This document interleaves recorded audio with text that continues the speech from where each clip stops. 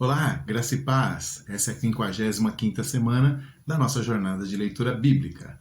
Dessa vez avançamos mais no segundo livro das Crônicas, do capítulo 14 até o 29, o livro que vai nos contando a história do Reino do Sul, Judá, sob a dinastia de Davi.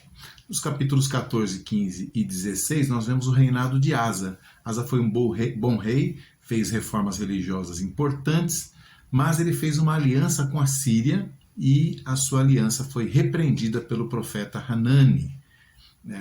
Seu filho Josafá também foi um rei muito bom, fez reformas religiosas ainda mais importantes, mais profundas do que seu pai Asa, mas também foi repreendido pelo profeta, dessa vez o profeta Jeú, filho do Hanani, que repreendeu seu pai, por causa da sua aliança com Acabe, o rei do Reino do Norte.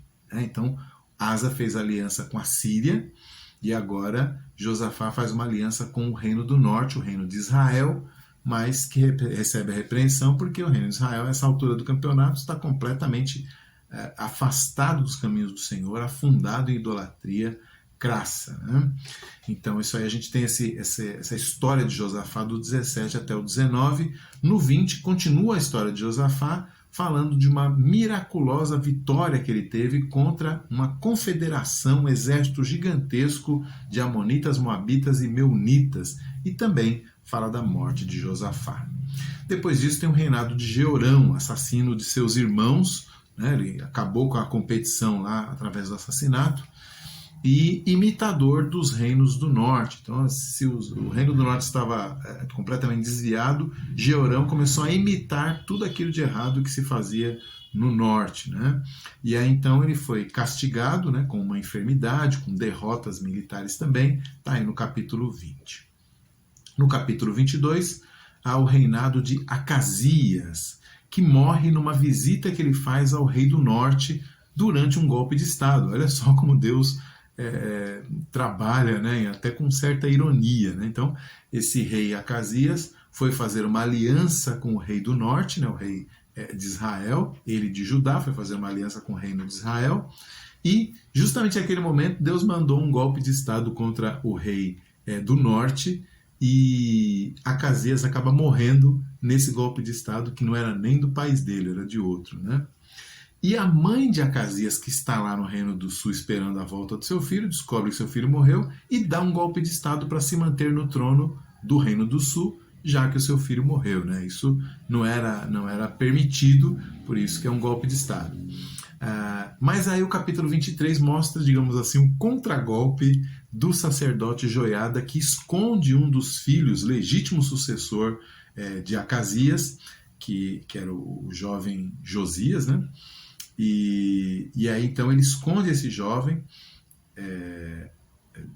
o jovem Joás, E aí então ele esconde esse jovem, e quando ele já tem uma certa idade, ele então faz esse contragolpe aí para derrubar Atalia do seu reinado espúrio. No capítulo 24, no 23 a gente tem esse contragolpe, No 24, Joás já está reinando, mas após a morte do sacerdote Joiada, que tinha sido seu tutor, e inclusive salvou sua vida lá quando Atalia fez o golpe de Estado, depois que Joiada, sacerdote, morre, Joás acaba se desviando, ele não mantém aquela linha firme na fé que ele tinha até então, e acaba matando o filho do sacerdote Joiada, o Zacarias. Quando Zacarias vem confrontá-lo, profeticamente, o rei Joás manda matá-lo. No capítulo 25, nós temos o reinado de Amazias, sua idolatria e a sua derrota para Joás do norte. Os nomes às vezes nos confundem, Joás no sul, Jeoás no norte.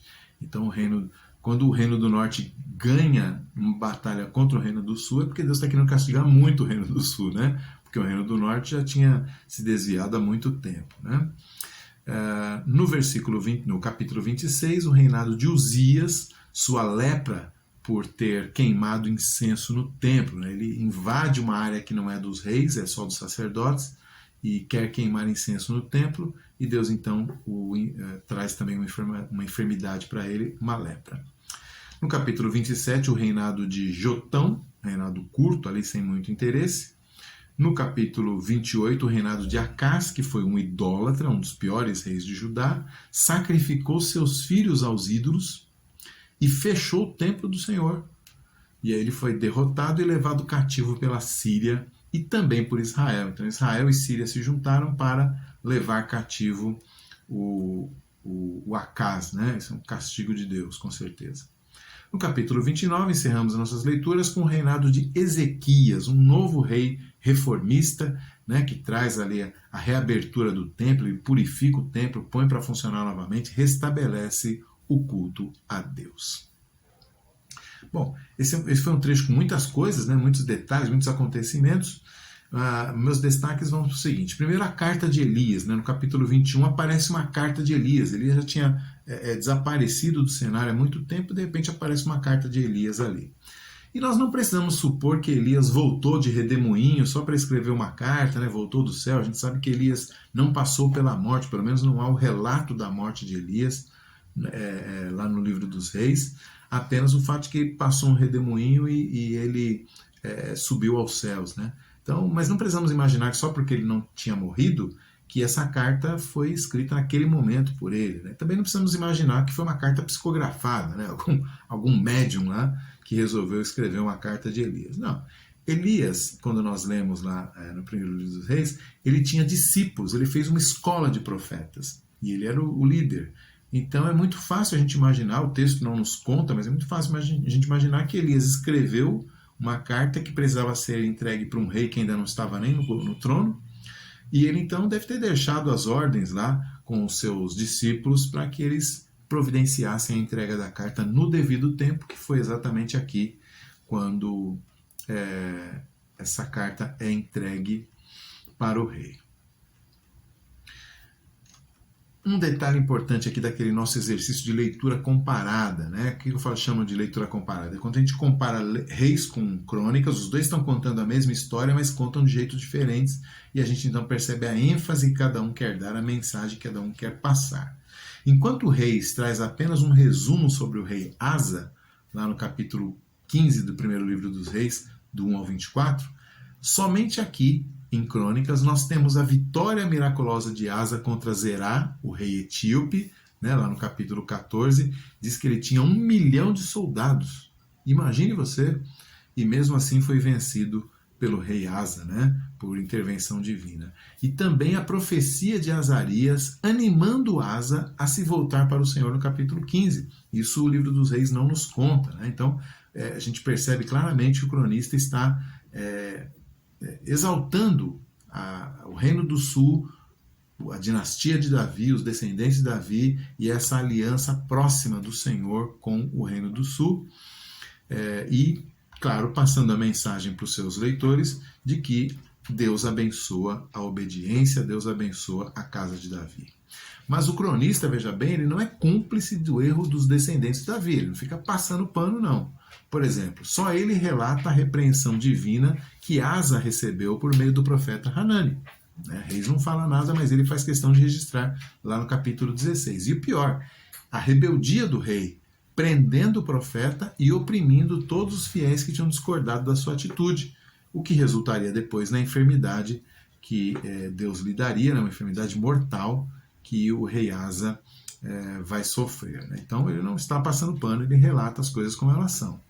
Também só ele mostra que o ímpio Jeorão teve uma enfermidade incurável, diz lá no capítulo 21, do 18 ao 19, diz que saíram-lhe as entranhas e morreu com terríveis agonias. Olha que morte terrível, né? Ele realmente quer mostrar aqui que a desobediência, a rebeldia é tratada por Deus com dureza. Né? Ele também sempre fala das alianças com o reino nortista, né? O reino de Israel, que são condenadas vez após vez pelos profetas de cada época. Né? Sempre vem essa repreensão. Então a lição do nosso autor é muito clara.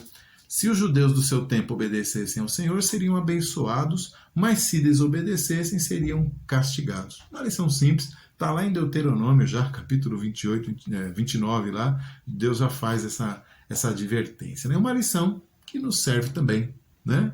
Que nos serve também. Quando nós andamos nos caminhos do Senhor, Ele se agrada de nós E quando nós o desobedecemos, andamos fora da sua aliança, fora do seu caminho, fora da sua lei, ele nos castiga. O autor aos Hebreus, inclusive, diz que quando nós estamos sem castigo é porque nós não somos filhos, né? Porque todo pai castiga, sim, os filhos rebeldes, né? Para o bem deles.